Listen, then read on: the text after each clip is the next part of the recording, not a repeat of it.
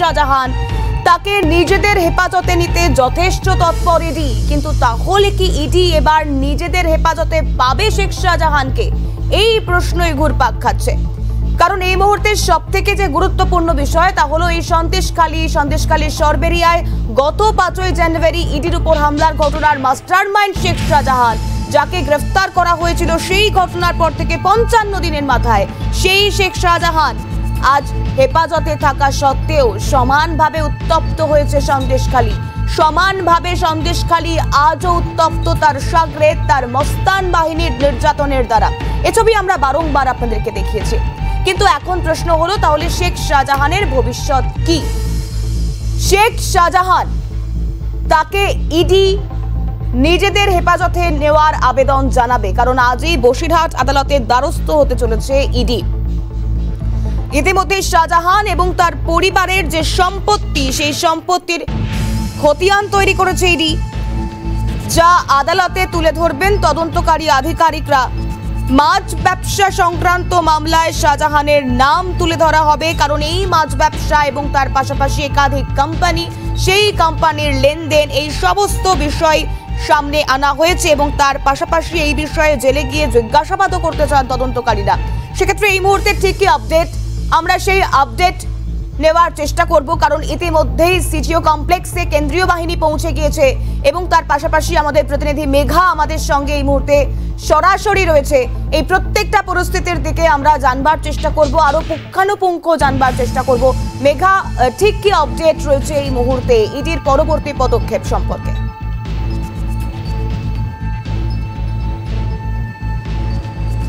দেখো, সকালে সর্বপ্রথম সিএন এই খবর ব্রেক করেছে যে এবার ইডি তাদের নিজেদের হেফাজতে নিতে চায় শেখ শাহজাহানকে।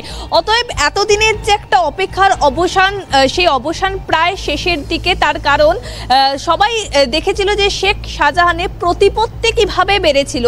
শেখ শাহজাহান, যার নাম প্রথম উঠে এসেছিল রেশন বন্টন দুর্নীতির ক্ষেত্রে, এবং যখন 5ই জানুয়ারি শেখ শাহজাহানের বাড়িতে অর্থাৎ সন্দেশখালীতে তদন্তকারী আধিকারিকরা যান ম্যারাথন তল্লাশির জন্য তদন্তের স্বার্থে, তখন তদন্তকারী আধিকারিকদের আহত করা হয় এবং তারপরে শেখ শাহজাহানকে নিয়ে নতুন ইসিআইআর দায়ের করেছিলেন তদন্তকারী আধিকারিকরা। তার একটাই কারণ, শুধুমাত্র রেশন বন্টন দুর্নীতির সঙ্গে যে আর্থিক তছরূপ রয়েছে এমনটা নয়, আয়ের উৎস কোথায় শেখ শাহজাহানের সেটা জানা অত্যন্ত গুরুত্বপূর্ণ। এবং সেই খোঁজ যখন শুরু করে তদন্তকারী আধিকারিকরা, তখন দেখেন যে একাধিক ভেরি রয়েছে এবং সেই ভেরির মাধ্যমে ম্যাগনাম এক্সপোর্ট কোম্পানি রয়েছে, যার মালিককে জিজ্ঞাসাবাদ করেন অরুণ সেনগুপ্ত। তাকে জিজ্ঞাসাবাদ করে একাধিক তথ্য সামনে আসে। এছাড়াও এনফোর্সমেন্ট ডিরেক্টরেটের আধিকারিকরা তারা বিভিন্ন মাছ ব্যবসায়ীর বাড়িতে পৌঁছে যান, সেখান থেকে একাধিক তথ্য আসে এবং সেই তথ্য অনুযায়ী শেখ শাহজাহানের কোথায় কোথায় সম্পত্তি রয়েছে তার একটি খতিয়ান তৈরি করেছেন তদন্তকারী আধিকারিকরা। যেই সম্পত্তির খতিয়ান আজ আদালতে পেশ করবেন তদন্তকারী আধিকারিকরা। এর আগে এনফোর্সমেন্ট ডিরেক্টরেটের তরফ থেকে দফায় দফায় বৈঠক করেছিলেন, কারণ তারা বুঝতে পেরেছিলেন শেখ শাহজাহান তিনি কোনো সাধারণ ব্যক্তি নয়। যদি তাকে গ্রেফতার করতে হয় তাহলে কি কি বিষয় প্রয়োজন, কোন কোন তথ্য আদালতে দিতে হবে এনফোর্সমেন্ট ডিরেক্টরেটের আধিকারিকদের। এই ক্ষেত্রে কিন্তু একাধিকবার দফায় দফায় বৈঠক সেরেছিলেন তদন্তকারী আধিকারিকরা। উপস্থিত ছিলেন অ্যাডিশনাল ডিরেক্টর, ডেপুটি ডিরেক্টর সহ ইডির উচ্চ পদস্থ আধিকারিকরা। এবং সেই মতো কিন্তু তুমি জানো শেখ শাহজাহান সিবিআই হেফাজতে ছিলেন এবং ইতিমধ্যেই জেল হেফাজতে রয়েছেন তিনি। সেই আবেদন আজকে তারা বসিরহাট আদালতে যাবেন, তারা জানাবেন যে জেলে গিয়ে জিজ্ঞাসাবাদ করতে চান তদন্তকারী আধিকারিকরা। কারণ শুধুমাত্র রেশন বন্টন দুর্নীতির ক্ষেত্রে নয়, মাছ ব্যবসার ক্ষেত্রেও এই শেখ শাহজাহান, যার ভূমিকা অত্যন্ত গুরুত্বপূর্ণ এবং তার যে আয়ের উৎস, তার যে উত্থান, সেটা কিন্তু এই মাছ ব্যবসা থেকেই এসেছিল। বিভিন্ন ভেরি সেখানে মাছ বিক্রি করে কালো টাকাকে সাদা করা হয়েছিল। এই গোটা বিষয়টি বিস্তারিতভাবে আজকে আদালতে তারা একটি অ্যাপ্লিকেশন দেবে। সেই অ্যাপ্লিকেশনের মাধ্যমে তারা জানাবেন, জেলে গিয়ে তারা জিজ্ঞাসাবাদ করতে চান এবং শুধুমাত্র যে আদালতের যে রায়, সেই রায়ের ওপরেই কিন্তু তারা নির্ভর করছে যে আজকে গিয়ে জেলে জিজ্ঞাসাবাদ করবেন না আগামীকাল তারা জেলে গিয়ে জিজ্ঞাসাবাদ করবেন। অর্থাৎ আদালতের নির্দেশের ওপরই কিন্তু ইতিমধ্যে নজর রেখেছেন তদন্তকারী আধিকারিকরা। তোমাকে জানিয়ে রাখবো ঠিক সকাল 7:30 নাগাদ সিজিও কমপ্লেক্স থেকে কেন্দ্রীয় বাহিনী সহ এই মামলার যিনি ইনভেস্টিগেশন অফিসার রয়েছেন তিনি সহ আরও 3 থেকে 4 জন অফিসার তারা ইতিমধ্যেই বসিরহাট আদালতের উদ্দেশ্যে রওনা হয়েছেন। আর কিছুক্ষণের মধ্যেই বসিরহাট আদালতে তারা পৌঁছে যাবেন এবং আজকে তারা অ্যাপিল করবেন যাতে শেখ শাহজাহানকে, এবং শুধুমাত্র শেখ শাহজাহান নয় তিথি, তার ভাই তার পরিবারের সদস্যদের নামেও একাধিক সম্পত্তির খতিয়ান তৈরি করেছেন তদন্তকারী আধিকারিকরা, যাবতীয় বিষয় তুলে ধরবেন এবং শুধুমাত্র শেখ শাহজাহানকে যে নিজেদের হেফাজতে নেবেন এমনটা না, শেখ শাহজাহান সহ তার যে ভাই রয়েছে যাদের নামেও একাধিক সম্পত্তি রয়েছে,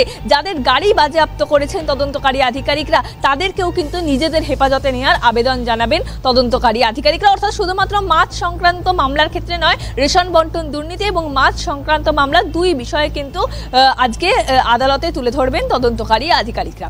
তিথি, মেঘা, সে জায়গায় দাঁড়িয়ে আমরা দেখেছি যেমনটা তুমি বলছিলে, বা সেক্ষেত্রে দাঁড়িয়ে সিবিআই হেফাজত থেকে জেল হেফাজত হয়েছে শেখ শাহজাহানের, এবং শুধু তাই নয়, তার মাছ ব্যবসা এবং তার পাশাপাশি তার সম্পত্তি, তার একাধিক সম্পত্তি এবং তার পরিবারের মানুষজন যে তার সঙ্গে জড়িয়ে রয়েছে তার একটা খতিয়ান, তাই সেই সম্পত্তির অ্যাটাচমেন্ট ইডি যথেষ্ট বেশ কয়েকদিন আগে থেকেই তৈরি করতে শুরু করেছিল। অর্থাৎ এই ইডির উপরে হামলার ঘটনার যে প্রেক্ষিতগুলো একে একে এসছে, সেক্ষেত্রে দাঁড়িয়ে মেঘা পরিস্থিতি কি বলছে? তাতে ইডি হেফাজতে নেওয়ার পর বা যদি নিতে পারে সেক্ষেত্রে আরো চাঞ্চল্যকর মোড় আসতেই পারে এই ঘটনায়।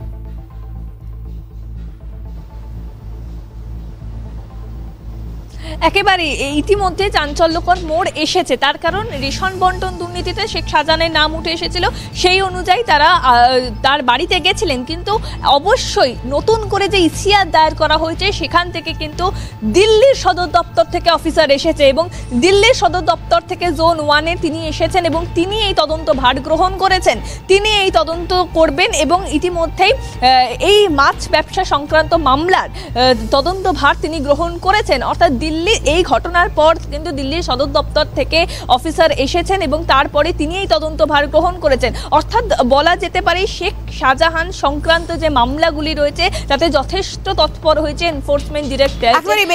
এই জায়গা থেকে আমরা আজকে ডিবেটে আলোচনা করবার চেষ্টা করবো। মেঘা, তোমাকে আপাতত ধন্যবাদ জানাবো, অবশ্যই পরবর্তী আপডেট তোমার থেকে নেব পরবর্তীতে। একবার এই বিচার ব্যবস্থার উপরে যারা বসে রয়েছেন, অর্থাৎ এই আদালতের পর্যবেক্ষণটা একবার জানানোর চেষ্টা করি, আরো একবার জানানোর চেষ্টা করি, আমি তারপর অবশ্যই অতিথিদের কাছে আসবো। কি বলছে আদালতের পর্যবেক্ষণ গ্রাফিক্যালি একবার আপনাদেরকে সেটাও দেখানোর চেষ্টা করব। কারণ এই শেখ শাহজাহান ইডির উপর হামলার ঘটনায় তিনি তার বাড়িতে তার এলাকাতেই ছিলেন। শুধু তাই নয়, তদন্তে একের পর এক তথ্য সামনে এসেছে,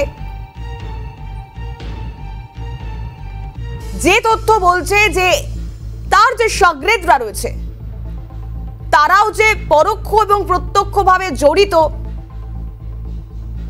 শুধু তাই নয়, এই 55 থেকে 56টা দিন সন্দেশখালীর বিভিন্ন জায়গায় শেখ শাহজাহানের উপস্থিতি এবং ফোন মারফত, টেলিফোন মারফত তার সগ্রেদদের সঙ্গে কথোপকথন, এবং জেরায় নাকি শেখ শাহজাহান তিনি নিজেও জানিয়েছেন যে তার উপর ইডির হামলা এবং ইডির উপর করা হামলা, তাতে ইডি যদি পৌঁছ হয়ে শেখ শাহজাহানের কাজ অবধি তাহলে তার গ্রেফতারি হতে পারে।